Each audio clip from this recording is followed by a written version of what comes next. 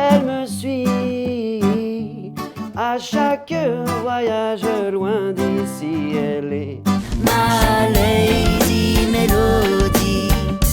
Je suis né au Sénégal, mes parents étaient partis vivre là-bas. Ensuite, on est parti vivre au Mali, à Bamako. Et puis, après un bref passage dans le sud-est, on est ensuite parti vivre en Guadeloupe, où j'ai commencé le surf à l'âge de 10 ans. Assez rapidement, je me suis mis à faire des compétitions. J'ai été 2 fois vice-champion de France, j'ai fait 3e au championnat d'Europe. À l'âge de 23 ans, on m'a trouvé une petite excroissance osseuse dans la cheville, donc j'ai dû me faire opérer. Pendant 1 an, on va dire, j'ai été off. J'ai eu envie d'approfondir ma 2e passion, qui est la musique. Je me suis inscrit dans une école de musique à Bordeaux. Et puis, je me suis rendu compte que c'était vraiment ce que je voulais faire. Je me suis mis à faire de la musique de manière professionnelle. Après cette école de musique, j'ai monté mon groupe qui s'appelait Goyave. On a fait beaucoup de premières parties de reggae pendant 7 ans. On a joué avant Alpha Blondie. Puis j'ai eu envie d'aller sur un projet un petit peu plus personnel. Et là, j'ai sorti mon premier album qui s'appelait Better Days, sur lequel figurait donc Lady Melody. À chaque voyage loin d'ici, elle est ma Lady Melody.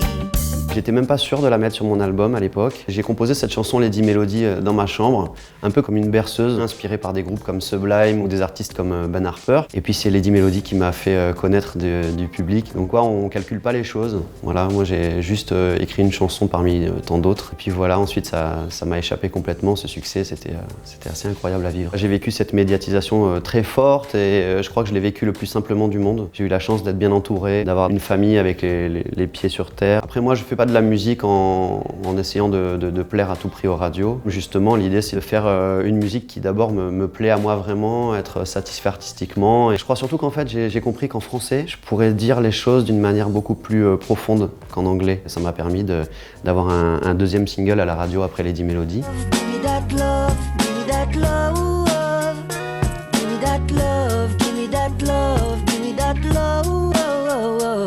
Give Me That Love avait été écrite en anglais au départ. C'était compliqué pour rentrer en radio, mais on a émis l'idée de le retranscrire en français pour le rendre ce qu'on appelle quota, parce qu'il y a des quotas francophones à la radio. En France, il y a des très beaux artistes qui chantent en français. J'écoutais déjà à l'époque du Renaud, du Cabrel. Aujourd'hui, j'aime bien ce que fait Vianney.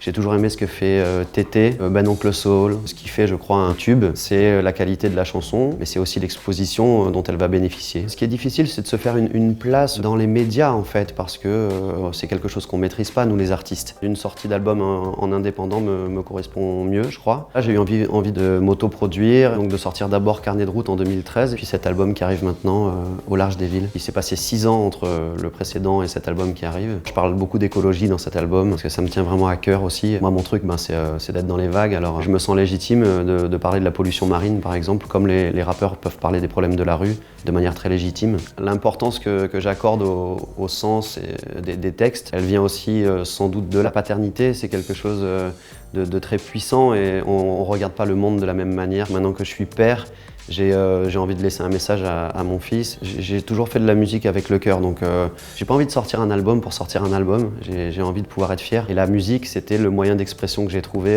le plus adapté à mon cas. Si je devais donner un conseil à un jeune qui débute dans la musique, je lui dirais fais pas de la musique pour plaire, fais pas de la musique pour les autres, fais déjà de la musique pour toi. D'ailleurs, on dit bien jouer de la musique, donc ça veut dire ce que ça veut dire. Il faut d'abord jouer, il faut d'abord prendre du plaisir. Et si toi t'es content et que tu t'éclates, ben ça va se ressentir et les gens vont te suivre.